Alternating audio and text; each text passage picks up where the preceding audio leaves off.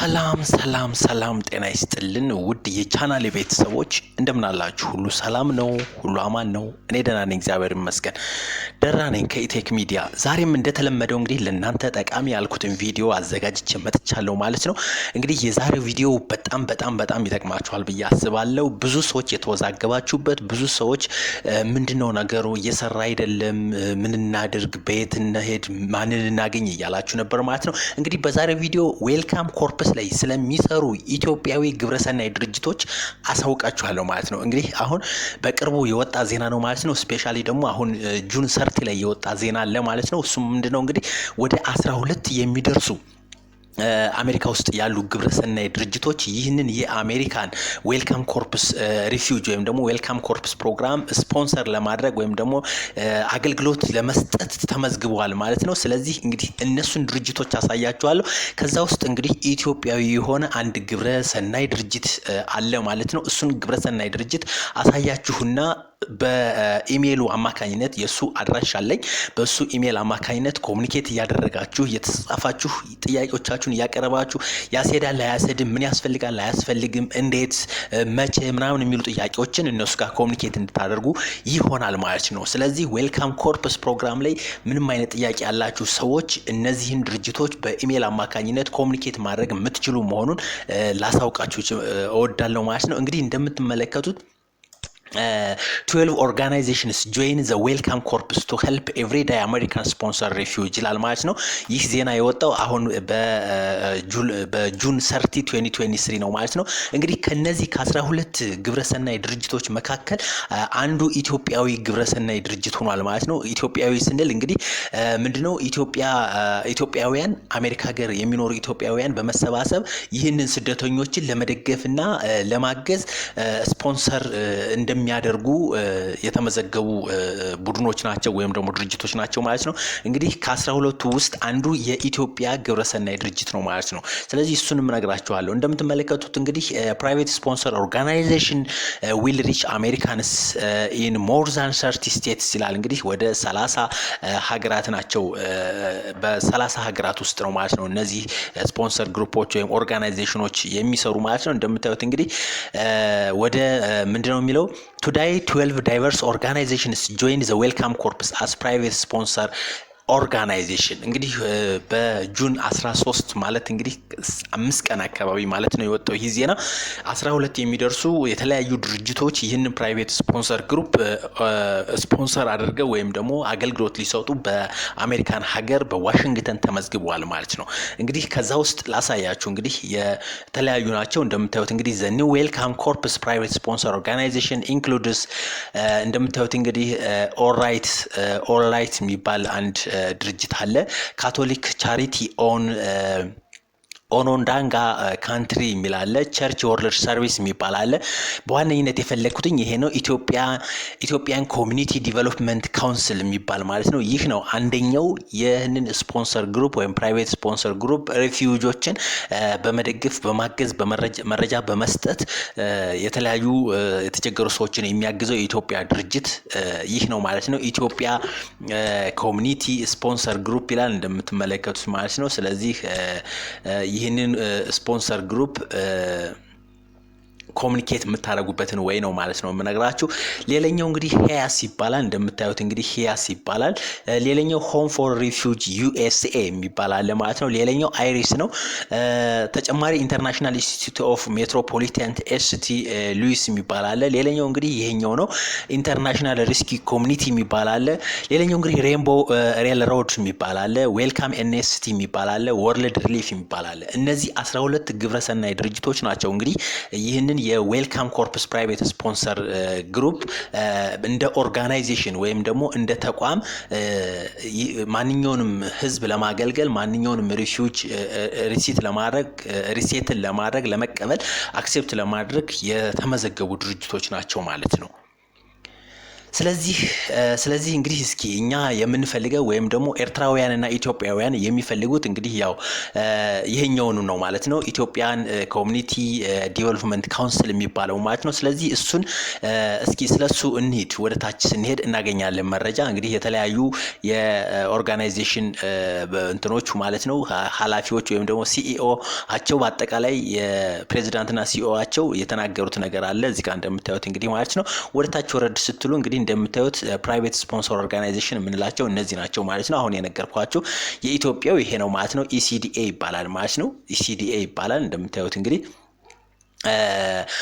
ሌሎችም እንደዚህ ኦል ራይት ኦር ካቶሊክ ቻሪቲ ሲደብሊውኤስ ሂያስ ኢንተርናሽናል ኢንስቲትዩት ኦፍ ሴንት ሉዊስ አይሪስ ሬንቦ ወርልድ ሪሊፍ እና ዌልካም ኤንኤስቲ እንዲህ ያሉት በሙሉ እነዚህ ናቸው እስኪ ይሄኛውን እንመልከተው እንግዲህ ኤሲዲሲ የምንለው ይሄኛው የኢትዮጵያው ነው ማለት ነው የኢትዮጵያው ካውንስል ማለት ነው እንደምታዩት ኢትዮጵያን ኮሚኒቲ ዲቨሎፕመንት ካውንስል የምንለው ነው ማለት ነው እስኪ ስለኛ ስለ ኢትዮጵያውያኑ እንሂድ ማለት ነው እንደምታዩት እንግዲህ ይሄንን አንድ ጊዜ ራይት ክሊክ አድርጋችሁ ለብቻው መክፈት ትችላላችሁ ወይም ደግሞ ይሄኛውን ታች ማድረግ ትችላላችሁ ማለት ነው ታች ስታደርጉት እንግዲህ ይሄ ይመጣል ማለት ነው ኢሚግሬሽን ሪፊውጅ ኤንድ ኢሚግራንት refugee and immigrant since 1983 ይላል ማለት ነው እንደምትመለከቱት ይሄንን ይመስላል registration no open ይላል እንግዲህ አሁን መመዝገብ ይቻላል ማለት ነው እንደምታዩት እንግዲህ registration no open ይላል ወደ ታች ወረድ ስታረጉት who are you ይላል ወይም ደግሞ who we are ይላል ወደ ታች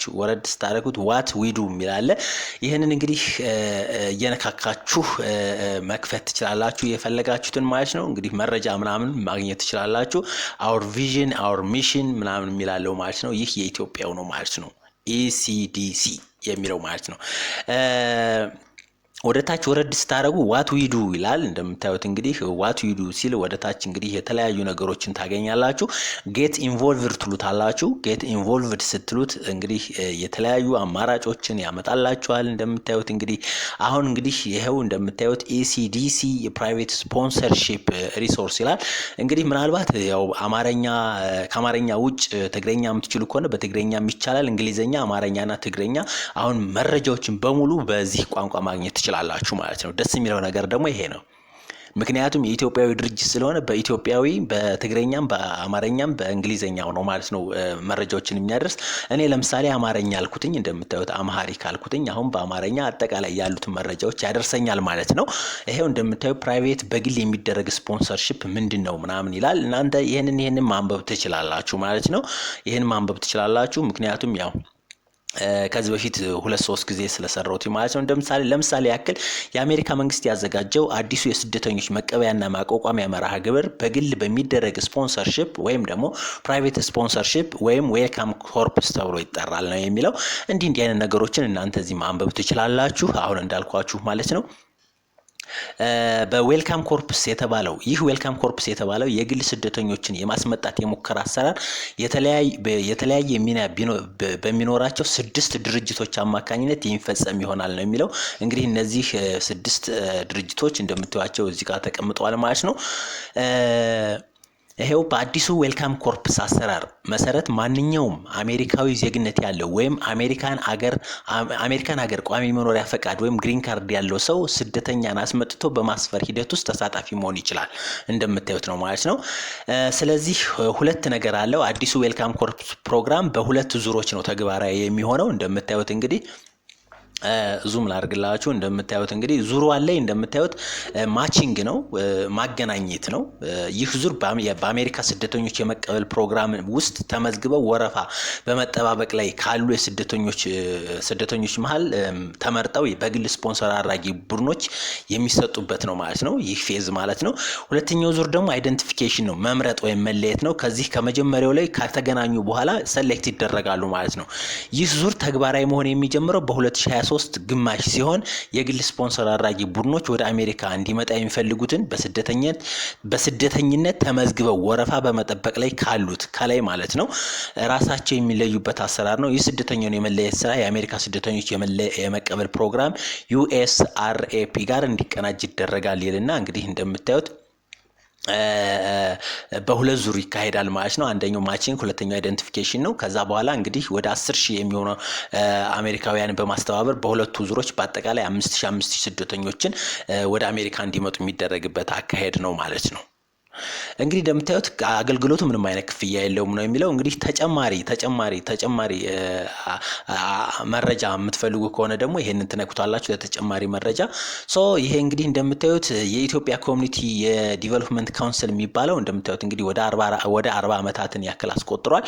እስካሁን ድረስ ከ60,000 በላይ ከሆኑ ከመላው ዓለም የመጡ ስደተኞችን መልሶ ያቋቋመ ነው። እንደምታዩት እንግዲህ በባለፈው ዓመት ብቻ 7,000 የሚሆኑ የአፍጋኒስታን ስደተኞችን አቋቁሟል ማለት ነው። ከኮንጎ፣ ከዩክሬን፣ ከሶሪያ፣ ከኤርትራና ከተለያዩ ቦታዎች የመጡ ሰዎችን ከ7,000 በላይ ስደተኞችን አቋቁሟል። እንደምታዩት እንግዲህ በአሁኑ ጊዜ እንደምታዩት እንግዲህ ይህ ካውንሲል ከመላው ዓለም ኢማይግራንትና ስደተኞችን ያገለግላል።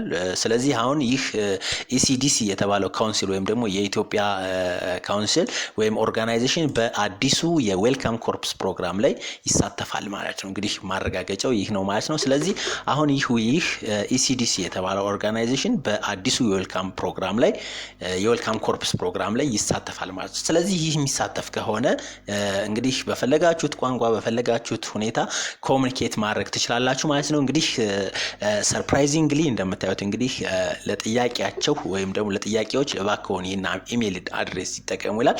ይህን ኢሜል አድሬስ መጠቀም ትችላላችሁ ማለት ነው። info@ecdcus.org በዚህ ኢሜል ኮሙኒኬት ብታደርጓቸው እናንተን ለማገልገል ዝግጁ ናቸው ማለት ነው። ስለዚህ በቀጥታ በዚህ ኢሜል አማካኝነት እንዲህ አይነት ነገር ነበረ፣ እዚህ ቦታ ነው ያለሁት፣ እንዲህ አይነት መረጃ አለኝ፣ በዚህ የዌልካም ኮርፕስ ፕሮግራም እንድሳተፍ ምን ሌላ ተጨማሪ ምን ነገር ያስፈልገኛል የሚለውን ነገር በመጠየቅ እናንተ ይህንን በዚህ ፕሮግራም መሳተፍ የምትችሉና ማትችሉ መሆናችሁ ማወቅ ትችላላችሁ ማለት ነው። እንግዲህ በጣም አሪፍ የሆነ መልእክት ወይም መረጃ ነው ብዬ አስባለሁ። ስለዚህ አሁን ዌልካም ኮርፕስ ላይ ምንም አይነት ጥያቄ አይኖርም ማለት ነው። እነዚህን ሰዎች ኮሙኒኬት ታደርጋላችሁ። ከጨረሳችሁ ኮሙኒኬት አድርጋችሁ ከጨረሳችሁ በኋላ ወይም መሄድ የምትችሉ ወይም መሄድ የማትችሉ ናችሁ ተብሎ ስለሚወሰን በቀላሉ ያለምንም እንግልት እነዚህን አዲስ የሆነውን ኦርጋናይዜሽን ወይም ደግሞ ኢሲዲኤስ የተባለውን ኦርጋናይዜሽን ወይም ድርጅት ብትጠይቁት በቀጥታ መልስ ይሰጣችኋል ማለት ነው። ምናልባት በሌላ አካባቢ ሆናችሁ እነዚህን ድርጅቶች ኮሙኒኬት ማድረግ የምትችሉ ከሆነ እና አይሪስን እና ሂያስ እና ዌልካም ኤንኤስቲ ሬንቦ ሬል ሮድ እና ወርልድ ሪሊፍ እነዚህን ኮሙኒኬት ማድረግ የምትችሉ ከሆነ ደግሞ እንደዚህ እንደምታዩት እንግዲህ ክሊክ እያደረጋችሁ ማየት ትችላላችሁ ማለት ነው። እንግዲህ በዛሬው ቪዲዮ እንግዲህ አሪፍ የሆነ መረጃ ይዤ መጣሁ ይመስለኛል። እንግዲህ ይህ ቪዲዮ ይጠቅማል ብላችሁ ካሰባችሁ ሼር አድርጉት ለሌሎች የሚደርስ። ከተመቻችሁ ላይክ አድርጉት። ጥያቄ ካላችሁ ደግሞ ኮሜንት ላይ ጻፉልኝ። እኔ የዛሬው ቪዲዮ ይህንን ይመስል ነበር።